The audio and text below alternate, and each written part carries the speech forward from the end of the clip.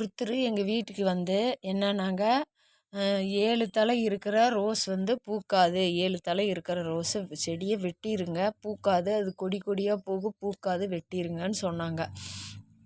அப்புறம் நான் வந்து சரி பார்க்கலாம், பூக்குமோ பூக்காதோ பார்க்கலான்னு விட்டு வச்சேன். இன்றைக்கி நான் உங்கள்கிட்ட இந்த பதிவில் காட்டுறேன். 7 தலை இருக்கிற ரோஸை காட்டுறேன் பாருங்கள். இங்கே பாருங்கள், 7 தெரியுதுங்களா? 1 2 3 4 5 6 7 7 7 இது இருக்குது பாருங்கள். எல்லாத்துலேயும் 7 தலை இருக்குதா? 1 2 3 4 5 6 7 இலைகள் இருக்குது. இங்கே பாருங்கள், 7 இலை இருக்குது.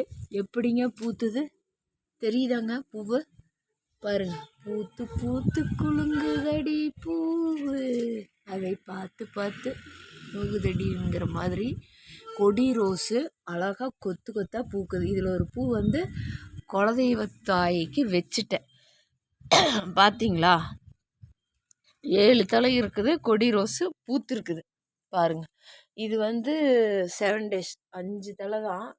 சரி, பூவில் பறிச்சுட்டேன், அது பூக்குது. இது 7 பூ இருக்கிறதும் கொத்து கொத்தாக பூவை எடுத்துருக்குது.